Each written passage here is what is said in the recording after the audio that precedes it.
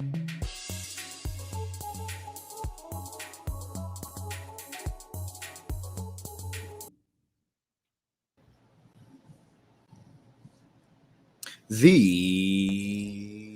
NBA Gambling Podcast on the Sports Gambling Podcast Network is brought to you by Kalshi.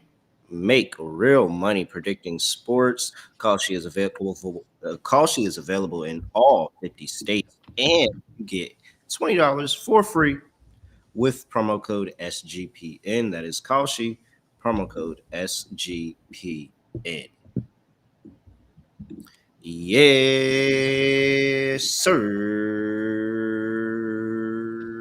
We are back with another edition of the NBA Gambling Podcast on the Sports Gambling Podcast Network. No me, no the Western guys. Me, really, Villanelle, Terrell Furman Jr. here at your service.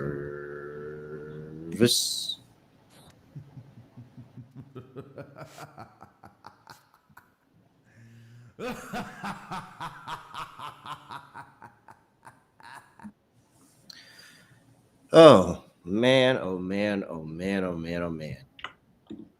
Back for another week.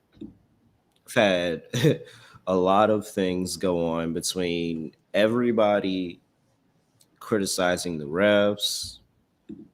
Some fines have been released. Things were said. Things were meant. Malik Monk is back. Mm-hmm. Remember, he was just not playing. Yep. Just not playing. He's back. They look competent. There's a couple ways to phrase that. I'll focus more on the other team in that game yesterday, but we've been roasting them for weeks. So, Denny Avdia went down with an injury. Yep. That sucked. If you were not paying attention, you might have missed that. No more Denny Avdia, and they were making a run. They were giving the Knicks all they could handle. But Josh Hart is back, and apparently all is right with the world. Knicks 5-5 without Josh Hart, 19-9 with him. What else? What else has been going on around the league? What else am I missing? I feel like, Jaylen Brown. I really just kind of teased it at the top, but Jaylen Brown not happy with the officiating. This will be the first game since the officiating rant. How many free throws will Jaylen Brown get tonight, Scott? I'm trying to think if they're going to help him out or if they're going to give him absolutely nothing. So I got to figure out which one it's going to be. I think he'll stay aggressive, so I'm going to say 10. 10 free throws. Okay. All right. What about you? Definitely gets. So there's some people that when they get to complain, they get change. Like if Wemby said that, it'd probably be some automatic change, especially if it was true. Steph, even to an extent, Bron for sure. Mm-hmm. I think that's more of a Tatum would have to say that, but I don't think they're going to respect JB with it. I'm going to say he's going to get 2 free throw attempts today. Okay. And he's going to be still very, very mad because he said it in a very I don't care. Oh, no, he said they can find me. I don't care, which is the main words you should not say. So he's going to get fined a ton, and we'll go from there. But I think he'll get some calls today. That's kind of where I'm at. I'll give him 4. I'll bump it up to 4. He gets 2 trips to the line. That's it. All right. Nothing more. All right. A lot going on. 6 games in the NBA we got to talk about here. Oh, by the way, if you guys didn't know who I was just talking to, that's Scott Reichel. Scott, what's going on? Scotty, beat me up. Surprise. Yeah, good to be back. New week. Looking forward to covering some games. My Nets ended up losing yesterday, which is fine. Tank moves on. Porter Jr. sat the front end of a back-to-back, and they gave up an 11-0 run to end the game. So nice job tanking. Nice loss. I see what you guys were doing. Keep it up. But Porter Jr. is still there. We'll see how much longer he's there. But, yeah, once again, I alluded to it before. We have roasted the Rockets for a large portion of the season. We didn't like the actual roster makeup preseason. We thought, of course, they had a lot of size. The rebounding would be good, but the spacing would be terrible. And I questioned how this offense would operate late in games. And yeah, Durant's leadership once again coming into question because they rolled over and died very quickly against Sacramento in that second half. It felt like once both teams had that, I don't want to say scuffle because nobody was trying to fight for real, but once they kind of had to get together, the Rockets immediately imploded and the Kings went on a run in the fourth quarter. So, look, I don't think the Rockets are very good. I think they're an average Western Conference playoff team. And if they lose in the first round, it wouldn't shock me. But I think Houston, we can talk about Durant a lot, whether it involves Phoenix, whether it involves Houston once again now. It feels like all of his teams are overrated, and they seem to have some type of issues mid-season when it comes to toughness. And you could argue that teams identify with the character traits of their best player or their leader, quote unquote. Maybe it's just Şengün being injured. Who knows? But this team looks soft. They look very, very soft. And we've called this out for weeks. And it's another embarrassing loss by Houston. And they've had a bunch of them over the last month or so. So I have not been high on Houston for a while. I know you have not been high on this team either. They just look extremely soft, don't they?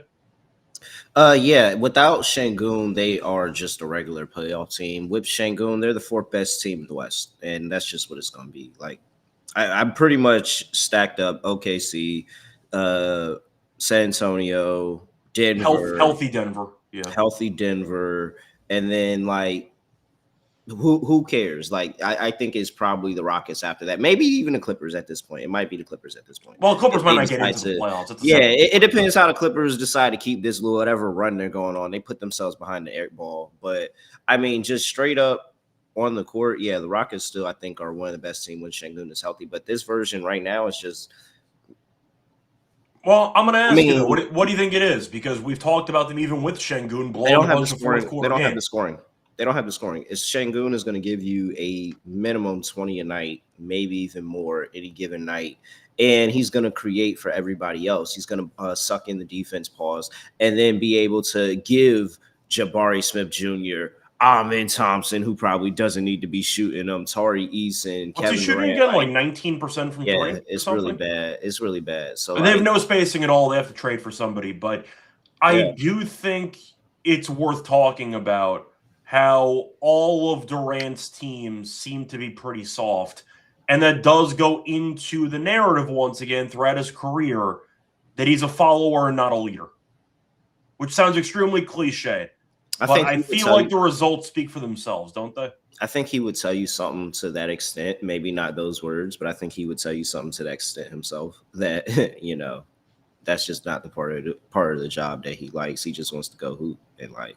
Correct, but I do think a team like this that is putting a lot on the plate of young players could use a veteran leader, and maybe that's Van Vliet, and maybe it's not the same. I was about to say, yeah. I was like, I wonder what this team looks like with Fred VanVleet. What does Fred VanVleet look like? Do you need to upgrade Fred VanVleet? But you need some type of point guard, some type of shooter and scorer. And I've criticized the spacing anyway. It's not going to go anywhere, even when Şengün comes back. They have serious problems when it comes to floor spacing.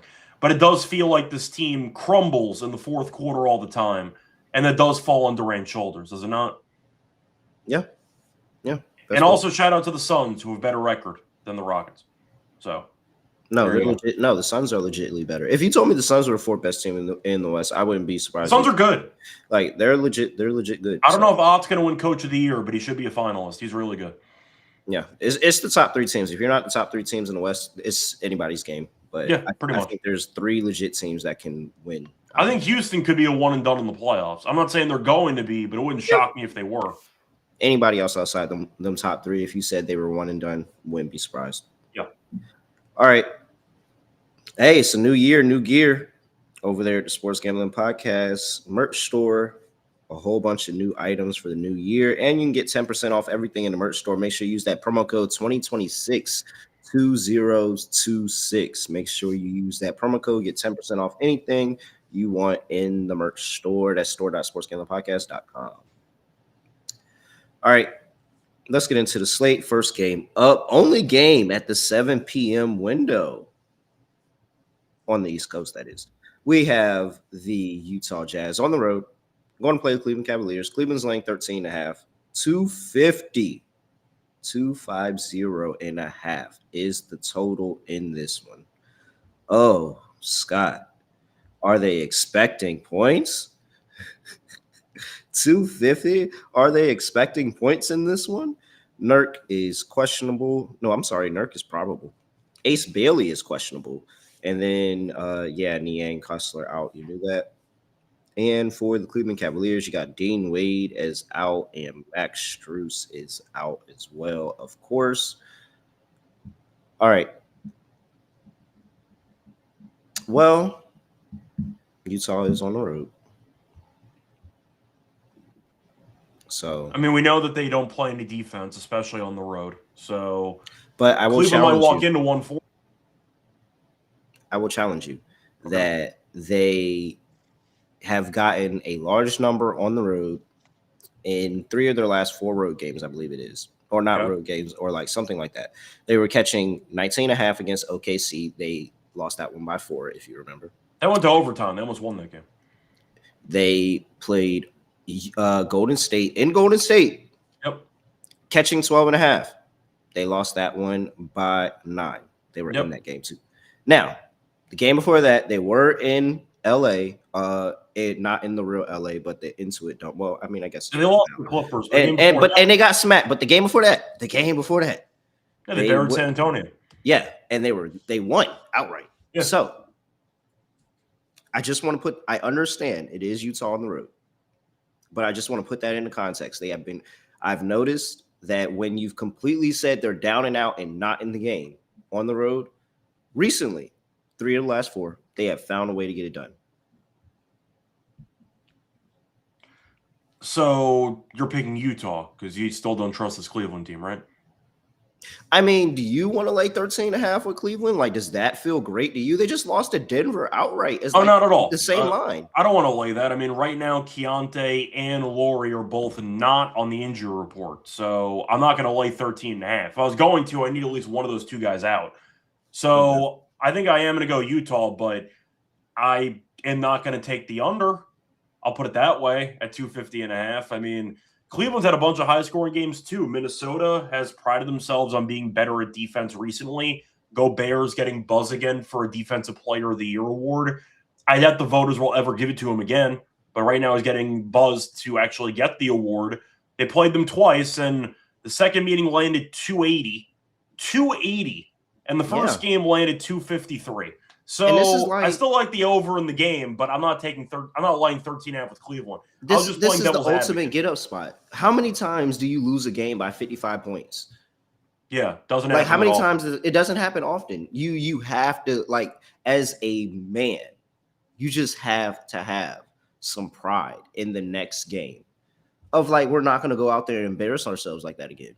Regardless. And Laurie didn't play in that game, I don't think. Yeah, I was going to say they also punted the game because Laurie didn't play, and you ended up seeing... I think Nurk didn't play. Somebody else didn't play. Nurk didn't play either, but, I mean, they were down 31 after the first quarter. Like, it was bad. I mean, the Hornets are led by 47 in the first half, which I have not seen in a long time in the NBA, and it's very tough to do. So I like the over in the game. If you want to go for the Cavs, I'm rooting for you, but... I'll go for Utah with Laurie and Keontae playing. I feel pretty good about it. Give me the over because I don't think Cleveland can defend. I think Laurie and Keontae can help Utah get to 120, maybe even in a loss in this game, and the game still goes over. But you combine for back-to-back games, no deja vu, just back-to-back games of 250-plus against Minnesota, I got to take the over. Oh, yeah. Holy crap. 280. In the second game. I'm not really a believer in the Minnesota win either. That didn't do anything for me. I mean, I'm not either, but the fact is there was no deja vu bounce back. That was not guarding anybody. And money line sprinkle here? I think Utah. They just lost to Denver outright. For a game that's that high of a total where we're picking neither team to guard anybody, I don't mind a money line. I mean, if we're picking whichever team just gets hotter from the floor wins, then why not? Plus 550. Yeah, I think it's a good price. I mean, I don't trust Cleveland enough to be assuming they're going to win the games they should win. So why not? And Utah has, at the very least, I get it. Utah is bad on the road, but they have beaten Boston in Boston, and they have beaten San Antonio in San Antonio. And they've covered recently. Golden State's been hot. They covered that spread. Like, Give them some credit. They can show up for a night, and maybe we're wrong, but like they can show up for a night. Yeah, I mean, I wouldn't even bother with the Cavs side of this. Just give me Utah team total over. Yeah, that works too. I do want Cleveland though, because Utah really does not try to guard anybody. But yeah, I like the over. All right. 7:30 slate. Got a couple of games here. Boston on the road, going to play the Indiana Pacers. Pacers catching 5.5. 225.5 is the total. Injury report. This is why. Jaylen Brown's doubtful. Sam Hauser is questionable. Josh Minot is out. Andrew Nembhard's questionable for the Indiana Pacers. Ben Mathurin, Obi Toppin, Isaiah Jackson, all out.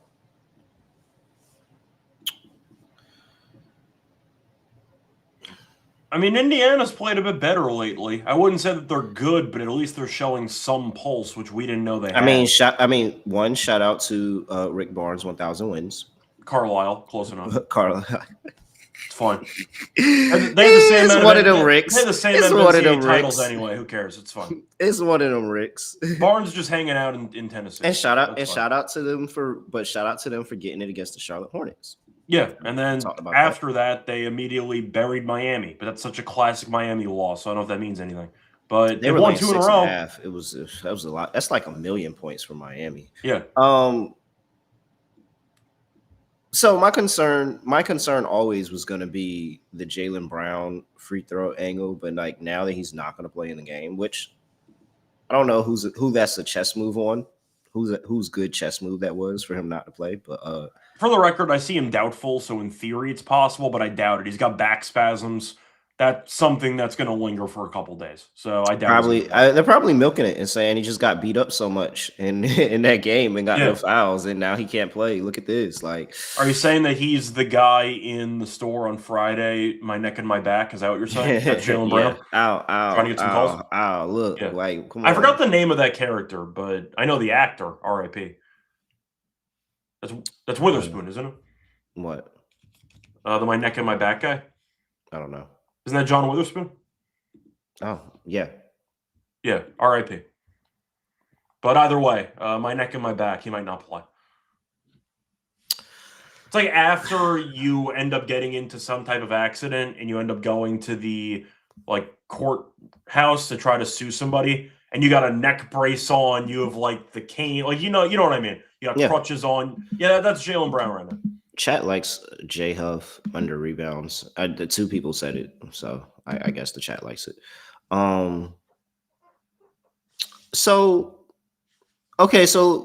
he gives you 30 a night. That's the thing. That's my issue. He gives you 30 a night. So like, how are we going to replicate 30 a night? And this Indiana team feels the most confident that they've probably felt all season. Oh, no, my bad. Sorry, Witherspoon was the dad. Yeah, he wasn't the guy who fell in the store. My bad. He's the one every time I'm in the kitchen, you're in the kitchen. That's my bad. That's John Witherspoon. Sorry. I knew he was in the movie. I had the wrong guy. Sorry. But either way. He was in the movie. Yeah, I don't know who the my neck, my back guy was, but you get my point. Sorry. My bad. Sorry. But anyway, hey, man. The answer who's going to fill in is potentially Pritchard. I mean, Pritchard's usually the guy that goes nuts when you have no Tatum and no Brown, right? Isn't that usually the guy? You said what? I said usually it's Pritchard who steps up when Jaylen Brown doesn't play. Apparently it's A.J. Johnson. Sorry. R.I.P. 2 to him. I'm not a believer. I am not a believer in Peyton Pritchard. I mean, it happens. Like, you get the big Peyton Pritchard game, but then you also get the games where I'm just not a believer, honestly, truly. It ultimately depends on, is Indiana playing defense or not? Like, is Indiana going to go out there and just let whoever hit wide open threes? Like, they were pretty solid against Miami, but like, I'm on Indiana. Give me the home dog here. Yeah, I think I'm going to agree with you. Indiana's played well. I remember the last time that they played, Indiana was up a ton. They blew the game, but either way, they gave Boston a run for their money in Boston. So I think they match up decently with this team. I'll go for Indiana as well. This line feels a bit trappy, so I'll go with Indiana with you. Give me a reverse correlation with Derek White. Derek White, Indiana still gets the win. Pascal Siakam has a big game. Don't really know. I think Pascal Siakam is probably going to be the reason. The fact that they're just not going to be able to stop him, especially with no Minot. Yeah. He's actually been playing pretty solid. Well, Minot's been injured for a bit, but we're going to see how Gonzalez looks. I know Gonzalez has been a pretty solid piece for Boston, even though the usage is a bit inconsistent. The real question is Kata going to dominate against Huff? And I actually don't think so. So maybe on the boards, but points-wise, I don't think Kata's going to have a monster game. So yeah, unless Pritchard goes for a monster masterclass game here, I just think Indiana hangs in there.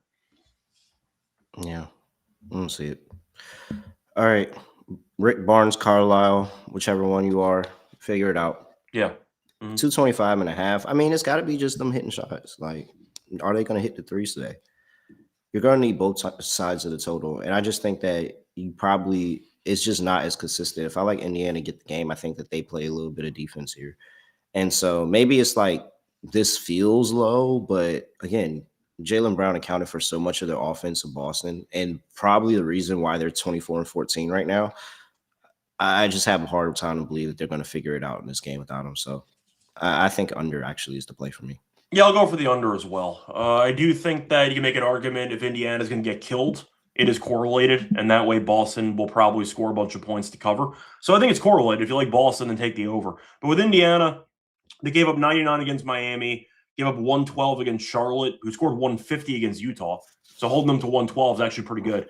I'll go with the under in this game. A couple ways to get there potentially, but I think Indiana keeps it close, and I think that we're picking Boston to miss some shots without Jaylen Brown. So we'll go with the under. Avo. Make more money betting sports with Avo. AVO. That's AVO. The best sports betting tool that helps you make a profit every time you decide to place bets. They do this by spotting arbitrage and EV plus EV opportunities for you over there faster than competition, and they keep you organized in one place. Hey, if you're new to this, then you can find opportunities in the market where you can lock in a bet by betting both sides. They have all of that. They have the cleanest dashboard, super easy to understand. So make sure you just go check them out. And if you just want to go look into, hey, what's he talking about? That sounds kind of interesting. I would like to learn more. They have a free Discord at AVO, AVO official. That's it. And you can see the success people are having for themselves, betting both sides, locking in a profit. So get over there and get started now at avobet.bet. That is AVO.bet. And use promo code SGPN for $18 off. Yes, AVO.bet. Promo code SGPN for $18 off. Also brought to you by Kalshi. So you could take that. You can head over to Kalshi and start trading. 50 states, all 50, legal in all 50. NFL, college football, college basketball, NBA, NHL, more over there at Kalshi. Hey, Golden Globes was last night. Could have got some good odds out there in the Kalshi markets. Entertainment, politics, weather, all of that over there available for you at Kalshi. New Kalshi customers get $20 when you use promo code SGPN. That is promo code SGPN. That's Kalshi, KALSHI, promo code SGPN. Let's see. Still in the 7:30 window here, Scott. Toronto at home. I'm telling you, man, Toronto likes to play a lot of close games at home. No, they got the win last time out against Philly. That was a good game. Yeah. They got an immediate rematch, but they pulled it off. They like to play a lot of close games at home. I feel like every other time I'm watching a Toronto game, I'm like, oh, wow, look at this. Another close game where Toronto's just playing to the death. Here we go. Immediate rematch. You talked about it. Deja vu. We've got Philly and Toronto. Still in Toronto. Philly's laying 3.5 this time. 221.5 is the total. Injury report. And we have for both of these two teams, nothing. They played this literally yesterday. So one, Colin Murray Boyles was great. Yeah. What do you have, like 19 and 15? I didn't think he was going to translate this well. I will say that. He's legit. He is legit a great bench role player right now that probably can work his way to playing like legit starting minutes and being an impact for a team. In the future, he's going to start. I mean, no offense to Jakob Poeltl, but the defense is so underwhelming that if he's your starting center, there's automatically a limit there. Murray Boyles is solid, like on both ends of the floor. He's good. I think he had like 3 blocks, 3 steals yesterday. He did. He had 17 points, 15 rebounds, 3 assists, 3 blocks, 3 steals. So he had a monster game. Oh, dude. He'll be starting for Toronto potentially next year, maybe 2 years from now, but no, he should be a starter on this team. Very good right now. Very good. All right, so I mean, is Toronto able? I don't know. Toronto sometimes is able to figure these spots out. They just won the double set with Atlanta that they just played, and that's fresh on the mind. Philly's been good. Philly's been solid. Not really too many. You've got the Denver loss, but then they kind of rectify that. Play a close one with Toronto. It just kind of feels like Philly's just kind of trucking along, being solid. Probably have a setback here or there, but 22-14-1 ATS for the season. I think that's actually the best mark for the entire league. Actually, still. Let me double check that, Scott. Yeah. So as you pull that up, I'm gonna go with the under in this game. I don't know if deja vu counts when the game goes over solely because of overtime, but I'm going to use it because I think this total's a bit high at around 222.5, 221.5. I just think it's going to be a lower scoring game. We saw that it was really just a physical war between these teams. I mean, Maxey had 38, Barnes had 31, and you still had a low scoring game in regulation by comparison to the totals. So I do think it's pretty telling that the last meeting, the most recent one, ended up landing 231, and this total's 10 points lower than that. I like the under. I think no matter which team wins, I see a close physical game. I think defensively both teams should look pretty sharp. I think it's going to be a lower scoring game. First team to 110 wins for me. Give me the under. I think it'll be a physical war between these two teams.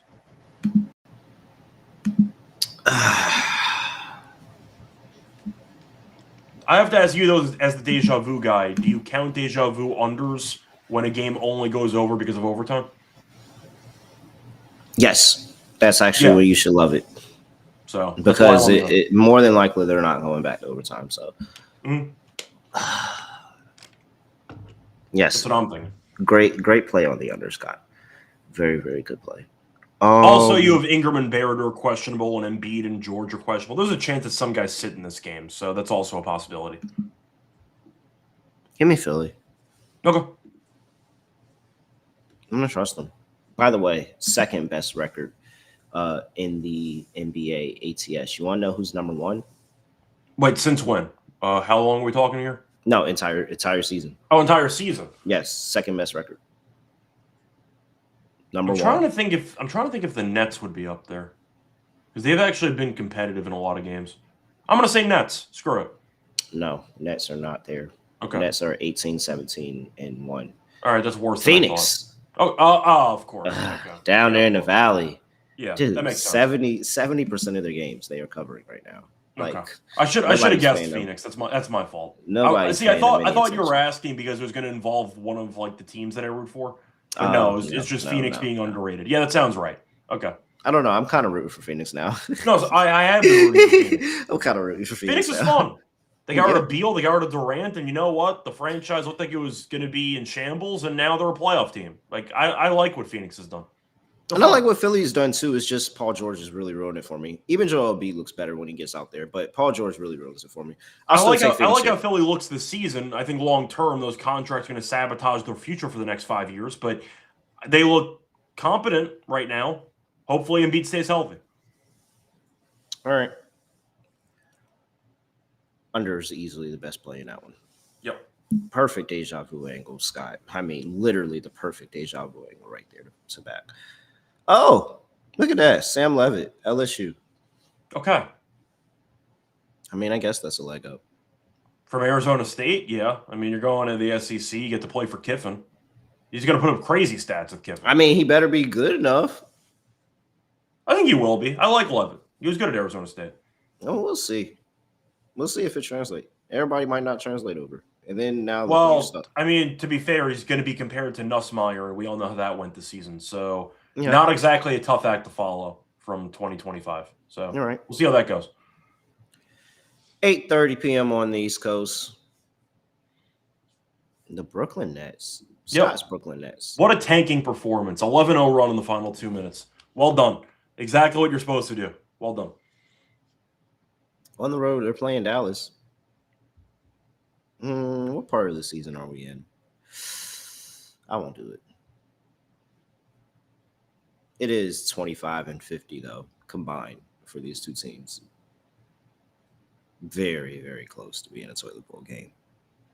I mean, we can honestly play it. With AD being injured again, we can really play this. Like, it's fine. You want me to play it? Because I have the button right here. You want me to press it? Go ahead. I'm going to do it. I mean, these teams aren't making the playoffs. We have to play it. I mean, let's be real.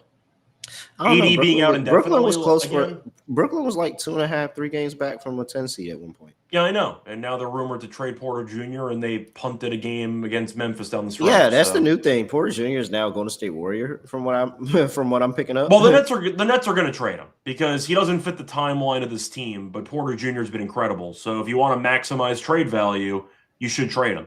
Do I want them to trade him? I actually don't know. He's been that good. Like, I don't want to trade him for 50 cents on the dollar when you could easily get $1.10 at this point. Like, he's going to be worth more than anybody thought he was going to be worth 4 months ago. Porter Jr. has been great. He's been like a fringe all-star caliber player. So if the Nets get the right offer, why not? In Golden State, we saw with them being linked to Anthony Davis. At this point, they're just going to keep throwing all their chips in until Curry retires. They're not going to win anything, but they're going to keep trying to improve the roster now and ignore the future assets and resources. So I can see that happening. I can see it. Do I agree with it? No. But Golden State was linked to Anthony Davis, so I wouldn't be surprised. You? Do you think he's going to Golden State? I don't think that's real at all. I think that was just literally somebody saying anything because Golden State needs to make a move. Golden State's linked to everybody because they want to go all in as long as Curry's healthy. Like, what is it? Do they even have picks to trade? Is it picks and Jonathan Kuminga? Like, it's just random. Like, it's just random fan Golden conjecture. State's going to trade anything. They're trading like a 2030 something pick, so they're basically trading a 7th grader to the Nets, which might happen. Like, who knows? But look, all I know is if Steve Kerr's going to bench Kuminga for defense, have fun with Porter Jr. Like, I think Steve Kerr's going to be miserable, and I think he's going to have to bench him at some points for defense. But that's why I don't think it's legit. Like, that's what I'm saying. I think Kerr – I don't think Porter Jr. fits the type of player that Kerr wants on his team. But he's a great shooter, and he's proven it all season. He's been really, really good. So props to Porter Jr. All right, so Dallas is laying 3.5 here. 219.5 is the total. No injury report for the Brooklyn Nets. They did just, like Scott say, lose to the who was it? The freaking Grizzlies. That's what it was. It was the Grizzlies. Grizzlies yesterday. As of right now, 20 so minutes ago, we can see that Cam Thomas is out for injury management. Denham is out for injury management. Zaire Williams is out because of illness. And that's the update there. Well, I want to ask you for this game, by the way, because as a Nets fan, I need confirmation just because I feel like it might be biased. This team's abysmal on back-to-backs. At least from what I've noticed.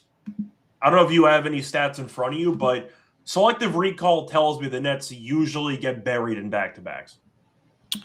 I have the Brooklyn Nets as 0-7 straight up. 0-7. Okay, that's what I thought. 0-7 straight up. 0-7 against the spread on the second leg of a back-to-back. Jesus. So I didn't have that in front of me, but selective recall told me that they were absolutely useless on back-to-backs. And apparently I'm more right than I thought because they're 0-7. So, yeah, I'm not taking the Nets in this game. It's as simple as that. If you can't win a back-to-back game and you're only getting 3.5, I'm taking Dallas at home. Oh my God. Yeah, I thought they were really bad on back-to-backs. I didn't realize I'm how cross-referencing. bad. I'm cross-referencing with another location because just to make sure. Yeah, 0-6. It's either 0-6. I thought they were really bad on back-to-backs. Okay, cool. So I'm paying attention. 0-7. Cool. Jesus Christ. Yeah. Wow. All right, Dallas. Yeah, that's kind of it. But so there's no PJ Washington. He's doubtful. Anthony Davis is not playing either. Brandon Williams is also doubtful. If there's ever a team to get your first at least cover against on the second leg of a back-to-back, is a Jason Kidd-led Dallas team that has. I mean, okay, so Ryan Nembhard, Cooper Flagg, you could sell me on something. Jason Kidd revenge game? Question mark. I'm weak. Gafford. I mean, I guess you could kind of sell me on this team being able to do something. Maybe it's the crazy Najee Marshall game. And Porter Jr., by the way, is playing in this game because he sat the front end on the back-to-back. So Brooklyn, some of the bad record associated with back-to-backs is them sitting Porter Jr. in a couple of games. So that's a possibility too. But now it's no Cam Thomas. Like if they would have had Cam Thomas and Porter Jr., I've been like, okay, this is the perfect way that they finally get the win because now they're finally having a second leg back-to-back where they got those two. Now it's still 1-1, which you need. I need both of them to play. Well, for the record, the Nets are at their best when Porter Jr. plays and Cam does not play, for the record. But the problem the Nets run into is the fact that this team can't score. And Dielman's had a bit of a moment recently. I mean, he's been solid as a rookie at a BYU. People criticize the pick. He looks pretty good. But you look at all the other players, and Claxton's not a guy to create his own offense. Danny Wolf's a rookie whose shot does not look great. I know he had a double-double last game. Shout out to him. But the shooting's not good. So Cam Thomas can give you buckets. He can't guard anybody. So it's kind of the trade-off. But Cam Thomas not playing, I think, actually increases the Nets' chances of winning. But I'm going to go with the back-to-back angle. Just give me Dallas. I don't know, Scott. Michael Porter Jr. is playing this one. Yeah, Porter Jr. has been the best player on the entire team. See how many.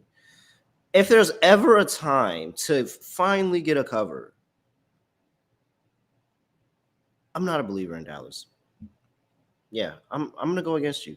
I'm not saying I loved your argument. You labeled it out and then you went Mavs still, but your argument was really good. I'm going Nets. Nets get their first win on the second leg of football. Yeah, it's fine. If you want to back the 0-6 team on back-to-backs, have fun. I'm just not. No, it is really bad. No, it's seriously really bad. But I like the argument. And Ski's talking about it in the chat. Without Cam, they do play better defense. I like the under in this game in general, but I do think the Nets are going to have a hard time scoring, and we saw that in the game against Memphis. This team might be trying to maybe punt some late-game situations, just throwing it out there. 11-0 run in the last 2 minutes against the Grizzlies. But now you got to trade that off with the win to make sure that nobody's watching too much. I don't know, man. I don't know. Your argument sold me more on the Nets than it did the Mavericks. Yeah, it's fine. I don't think the Mavericks are that great, but I think that size-wise, they can give this team problems. And I see Ada mentioning no Brandon Williams means more Nembhard. I don't mind that. I think Nembhard's a pretty good facilitator. Yeah, he's smooth. I wonder what his assists are going to be today. Yesterday, didn't Cam Spencer have 12 and 11? I think. No, sorry, Cam Spencer. The Grizzlies scored 103 points. He had 12 and 13. 13 assists to Cam Spencer. I don't mind Nembhard having the ball. He can get his team. I was about to say. I wonder what. I like Nembhard. I think he's pretty good. Let's see if that's an underdog later. Yeah. I doubt we'll get lines on Nembhard, by the way, but we'll see. We'll see, but I like the matchup for him. 219.5. I'm on the under. Yeah. Couple ways to get there. Nets no-show the game on offense, or they keep the game close and play defense, but I see it under. Toilet bowl game. Post-take points here. All right. Before we get to the next game in the slate. Oh, wow. And look at that. I'm tired of talking about the Kings.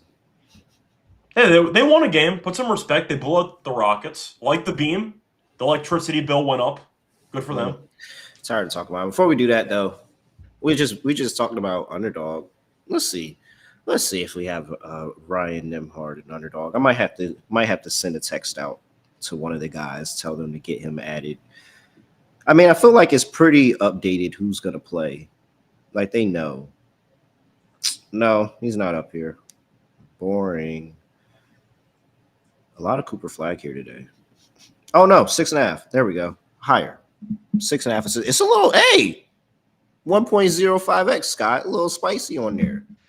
Go over there to Underdog Fantasy, higher or lower your favorite player's fantasy stats, and you can win up to 5,000 times your entry. That's Underdog Fantasy.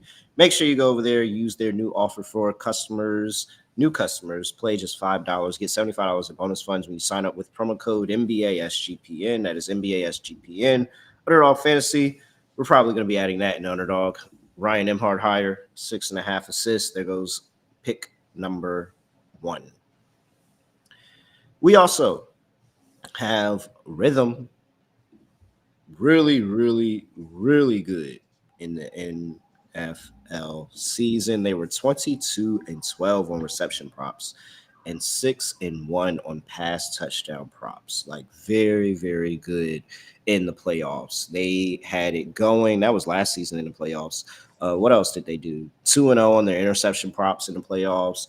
21-13 on their rush attempt props in the playoffs. So now you need to go over there and use Rhythm for the NFL playoffs. We just had games going on. They actually do have some stuff in here for the game tonight.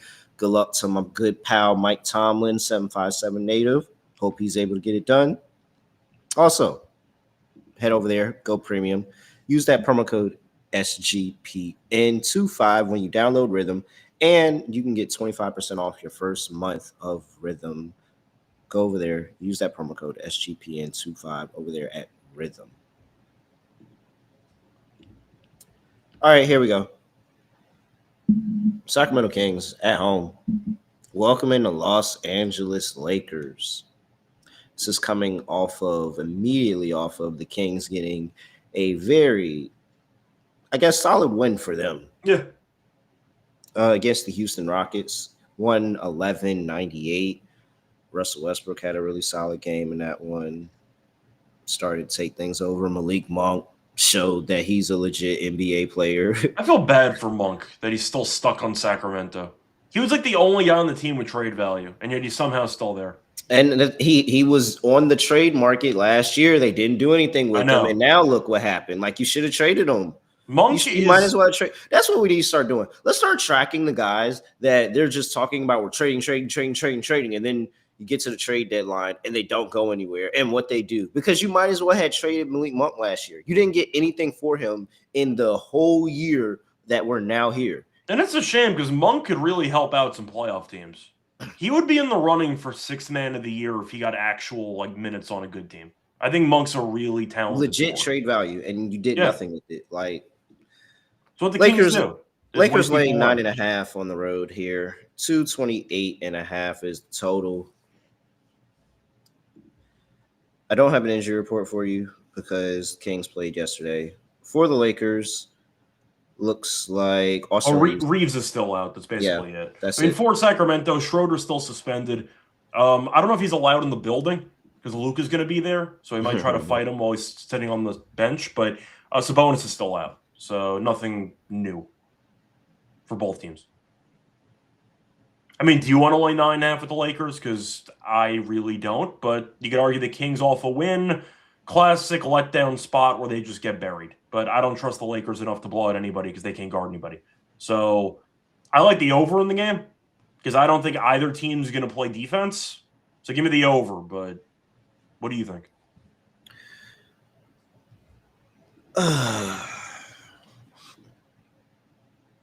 This is what the Lakers do, man.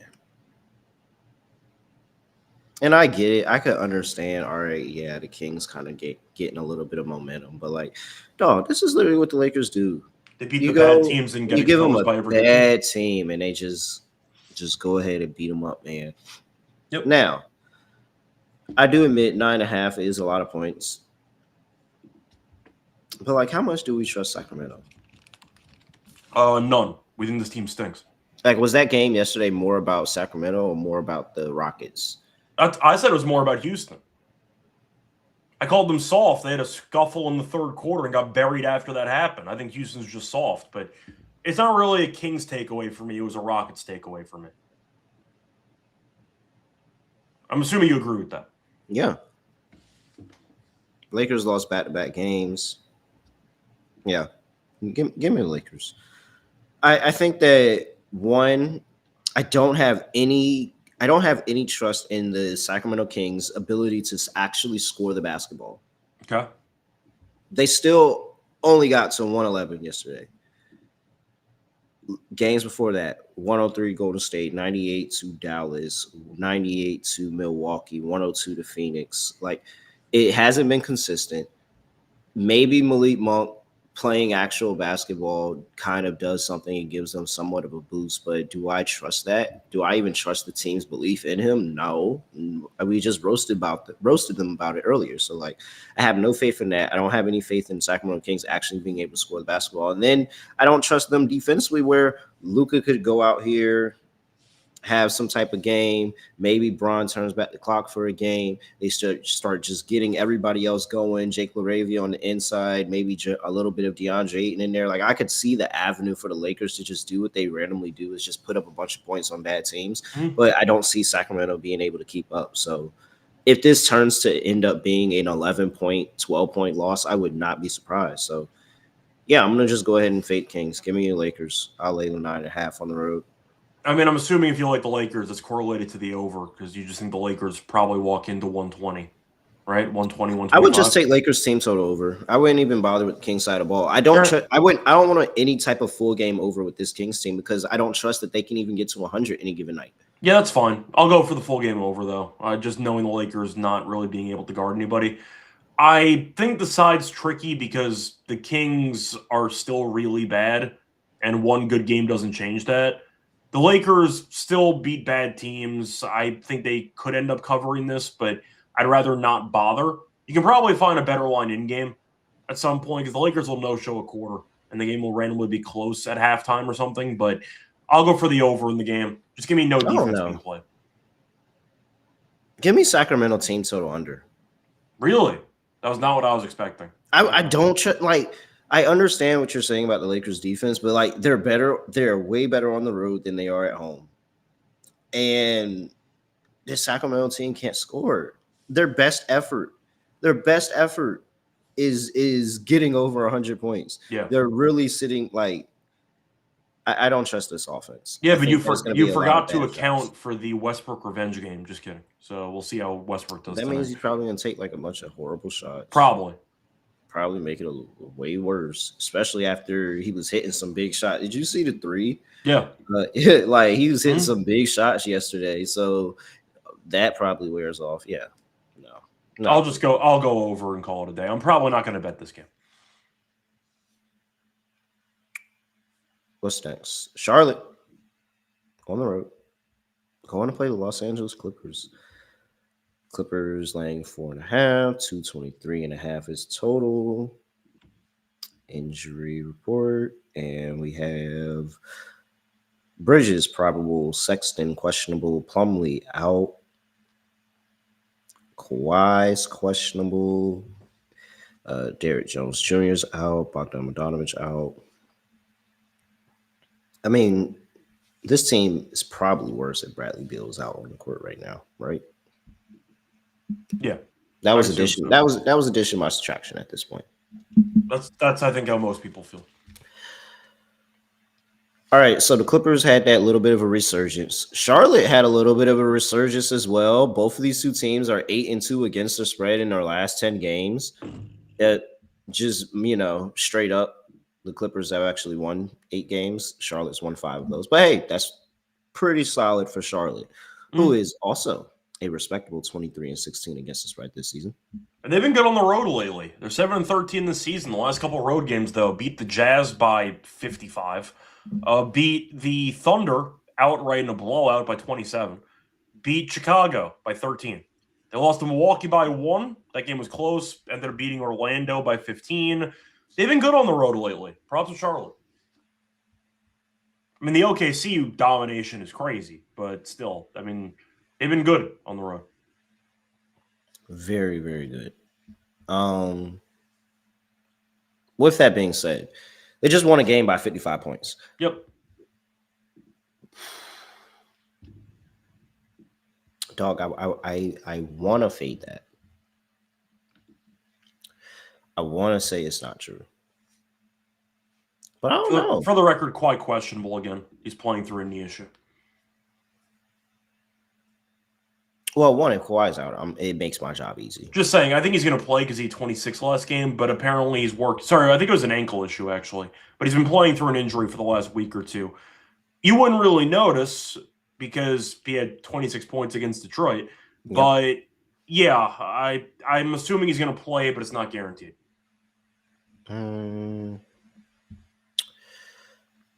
How much do I trust Charlotte's defense today? Because they've been solid. And I want to say it was against lesser competition, but the OKC game is there. Yeah. And it's really how much stock do we put in the OKC game? Because I think you could argue, oh, Charlotte's played lesser competition. Like they just are, good or the bad. I think it balances out though, because they killed OKC and then lost immediately back-to-back games to Toronto, which they should have won quickly at the game winner. Toronto's still a playoff team. And then they lost to Indiana, but they trailed for basically the entire game. So you could argue the Indiana loss and the OKC win balance out. But the upside on this team is there. Like, this team can definitely score points. They're fun to watch. I don't really like them defensively. We'll see if Cockbrenner can help with that, with rim protection. But I think Charlotte's okay. They look like an actual NBA team, which we've not been able to say about them for, 5 years? Yeah. I mean, that's progress. They're not good, but at least on a good day, they look like they can beat anybody. There's something there with that. I mean, LaMelo minute restriction and all, because he's still being limited in almost every game, but, still getting overall solid, let's say, production lately. But he's played less than 28 minutes in 6 straight games. So LaMelo can have a monster game, and there's still a cap there. I guess I'll take the points, man. I think it's very, very close. I think both of these two teams have been playing very, very close. I think that if you look at what they're doing overall and just the matchups in the game, I think Kawhi is going to go out there. He's probably still going to have a really good game. I actually do like the matchup for Knipple against the Wings. I think that LaMelo can go out there and have a really solid game. It kind of rests on the back of how good is LaMelo. James Harden in it, and I think can play the pick and roll really, really nice and really go at those Charlotte bigs and really challenge them defensively. Like, I think that the matchup is really smooth on both sides where I can see both teams, hey, if this is one of those games where their offenses are on, both these two teams could really score on each other, but then they can also kind of play to each other and slow things down a little bit. And give me a close Charlotte loss. Charlotte's been playing close game, losing. You talked about the Raptors game, talked about the Pacers game where they brought it back after being down the whole time. And that's what they kind of like. They kind of like to get themselves into that crunch time mode and just kind of play in that second half. So give me the Clippers, probably get it going early in the first half, score. Charlotte comes back, makes this a little bit close. Clippers still get the win at home. Yeah, I think we have the same exact read on the game. I like Clippers 1-10. I'll buy myself some extra leeway in case the Hornets cover, in case the Clippers cover. But I see it being relatively close. I mean, both teams are, I don't want to say peaking, but they're playing some of their best basketball recently. And the Clippers, we know, have been playing well, but we also know that they can let a team hang around every now and then. So I'll go with the Clippers 1-10. I think it's a close game, and the Clippers get the job done at home. Yeah. I'm here. I like it. Cool. What does that pay? Let me check what I could find. I would play that. I would play that too. Quickly, just getting it. Sorry. No, it's all good. Yeah, total's at 223.5.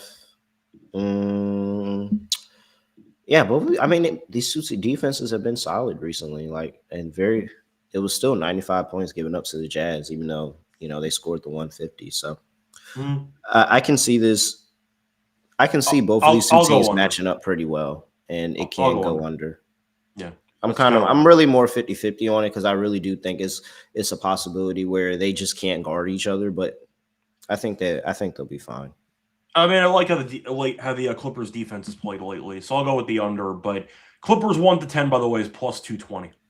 Oh, sorry, that's the Hornets. Sorry, Clippers 1-10 is plus 170. Yeah.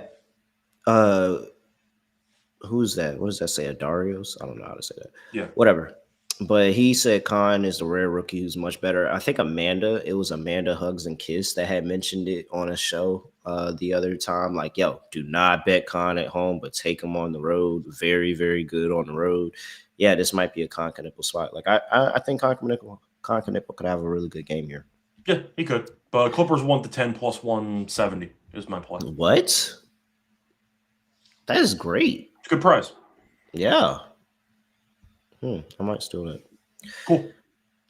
All right. You go first. So I might end up stealing that. You can. We'll see.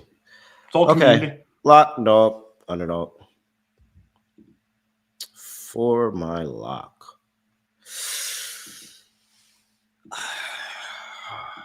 Are they gonna? It's the only 7:00 game too, so it's like if it doesn't go well, that's the only thing I'm watching for at least 30 minutes. Okay. But I do feel really good about Utah. It's just too many points, and they've been scrappy. They've been very scrappy on the road, and Jesus Christ, you just lost a game by 55 points. You gotta have some pride. We're getting Laurie. We're getting George. Lock up Utah plus 13.5. Okay. Scared money don't make money. Dog.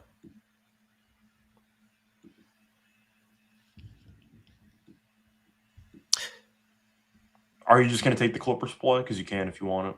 Yeah. Clippers 1-10 plus 170. It's actually a really, really good price. I don't think anything that I could have offered would be better than 170. And, well, Indiana money line is interesting. So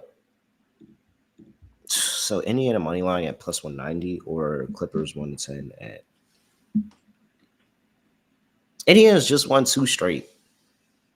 And what is Boston? Have they played games without Jaylen Brown this season? I can't imagine. Yes, they played a couple. They've been fine. It's been a couple. I can't imagine. They've been fine. Hold on. Let's just double check that real quick because they're on the road laying 5.5. No Jaylen Brown. What situation was it when he was out? Okay, so I'm just going to read off. He was out. I can read off the games. If you want. No, I got it right here. It was Toronto at Toronto. They were catching 1.5, won 112-96, and then it was at Wizards laying 10.5, won by 45. They're 2-0 without Brown this season. They won both games by a bunch of points, but they haven't really played good teams. Yeah, and well, Pacers aren't. I know they're not. I know they're not. I'm just saying. Yeah, no. Trust my gut. Give me the Pacers plus 190. Get it done.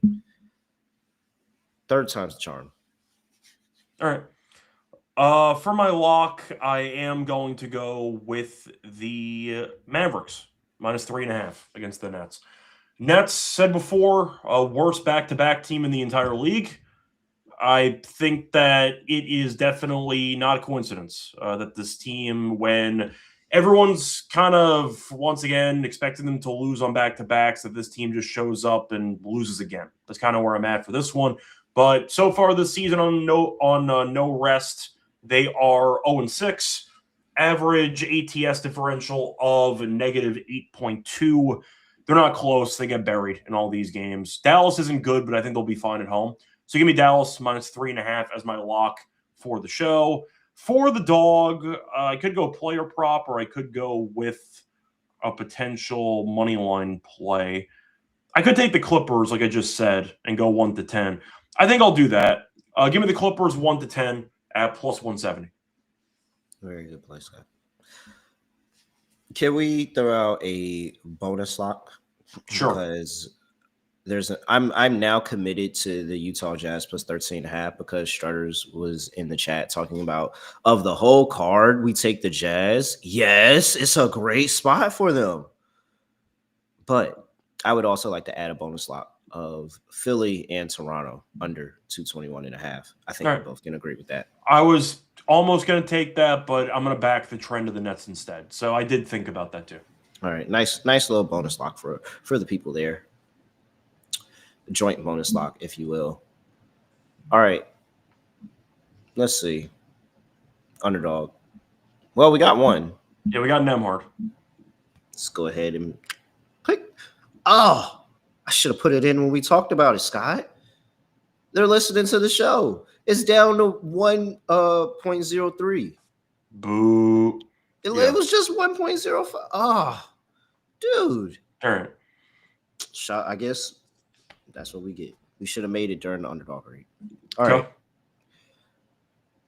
I mean, so is Michael Porter Jr. just going to go off?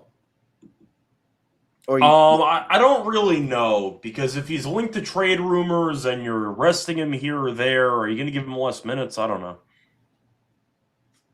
I don't really want to take Porter Jr. Who else? I think Pascal will be smooth. You got any of the options. Luka in the Lakers game. Yeah, but that's going to be a bit high anyway. Con Knipple. I'm all for Con Knipple. Yeah, let's do road Knipple. Let's do that. Okay, Con Knipple. Yeah, 20 points sounds good for Con today. 18.5 higher. Okay. And what else? You want to do Murray Boyles? What is this line at? What are we taking? His rebounds are at 6.5. He's at 15 rebounds in 2 of the last 3 games. All right. So 7.5 on yeah, that's fine. 1.03x. 15 last game though. 27 rebounding chances. Like, he killed this team last time out. I'm fine with that. All right. Colin Murray Boyles, higher 7.5 rebounds. Ryan Nembhard, higher 6.5 assists. And Con Knipple, higher 18.5 points. Wow. New day and age. All young guys on the underdog card today. All super young guys. Here we go. 6.36x. $100 gets you $636. That's without the boost, Scott. Mm-hmm. Without the boost. All right. Make sure you use that promo code NBA SGPN, by the way. Oh, they're asking football questions in the chat, Scott. Texans, Steelers. Who you like? Well, I just did a prop show on that.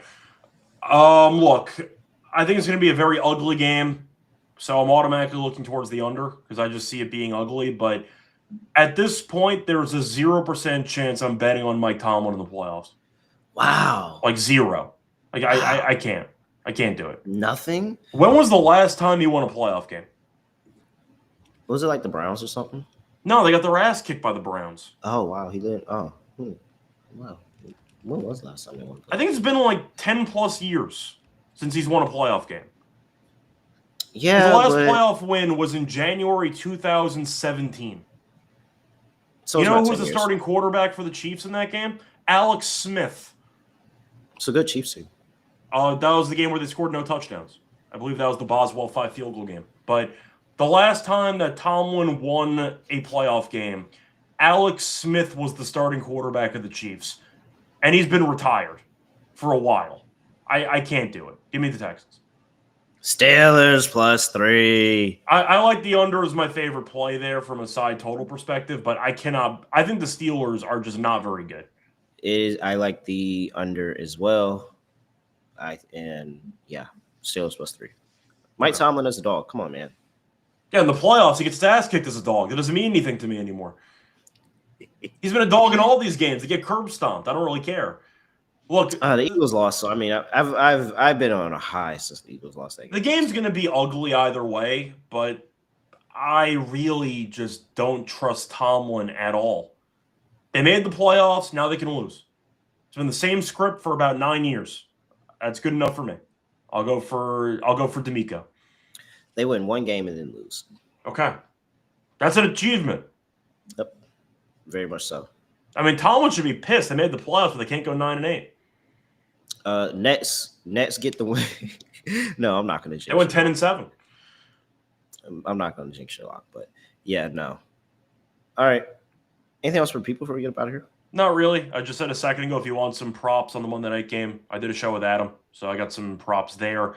Besides that, I'm back in tomorrow with you for the NBA. So there you go. All right. With that is it. He's at Reichel Radio, Matt Really __. Make sure you go to follow at SGPN NBA, youtube.com/NBA Gambling Podcast. Give us a 5-star rating review wherever you get your podcast. And with that, like video on your way out. Nothing else to say, nothing else to do. No other way of any. Wait, Steelers could be like the past. Oh, yeah, because that game was very no touchdowns. No touchdowns for almost went the whole game. Imagine getting no touchdown score in a playoff game. Yeah, both teams should be eliminated if you can't score a touchdown in 60 minutes. Very, very much. Wow. I wonder what the no touchdown score for this Steelers game is. It's not impossible. It's actually not impossible. High enough. But it's impossible now because we had that Pats Chargers game. But if we didn't have that Pats Chargers game, it would have been a really, really good bet.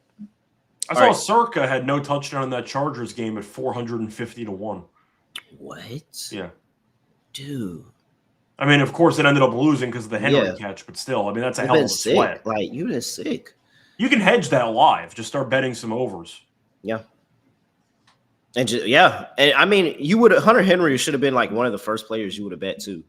That's probably who I would have taken because I'm not going to go chalk with a running back. It's probably who I would have. That'd have been like Henry, May on the ground. Like something like that. All right.